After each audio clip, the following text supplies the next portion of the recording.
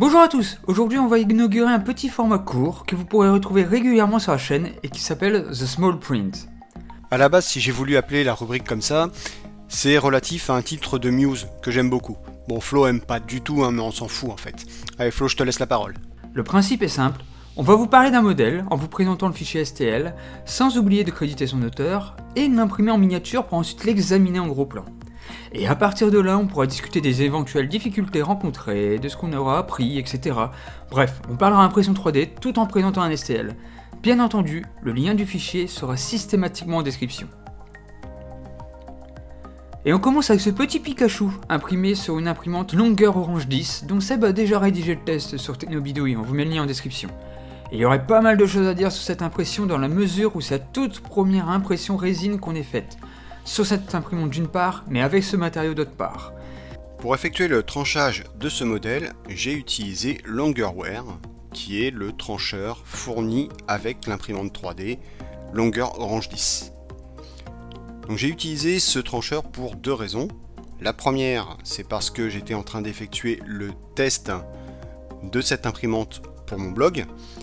Et la deuxième raison, c'est tout simplement que je ne connaissais pas l'existence d'autres trancheurs, comme pourrait l'être par exemple Chitubox que j'ai découvert par la suite et qui permet d'utiliser quelques petites astuces pour améliorer la qualité de ces impressions.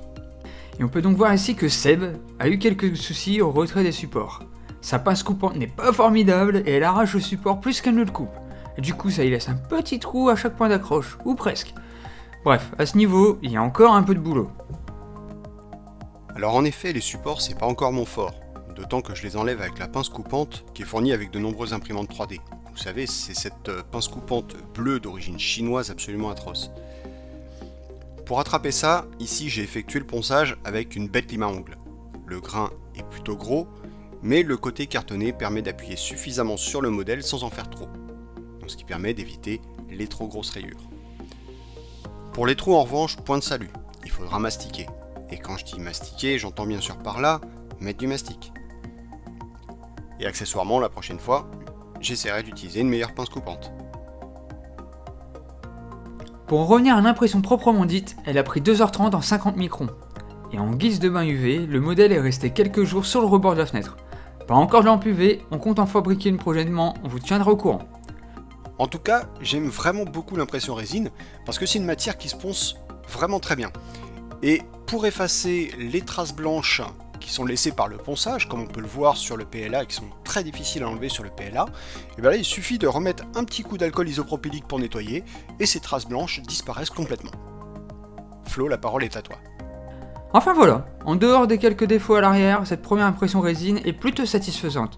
On vous laisse l'admirer, et si vous avez des tips et autres conseils à partager, n'hésitez pas à nous lâcher un commentaire. De la même manière, pour ne pas louper les prochains prints STL, abonnez-vous et faites sonner la cloche. Non, pas Seb, la cloche j'ai dit. Ah bah c'est Allez, gentil, je te ciao. remercie.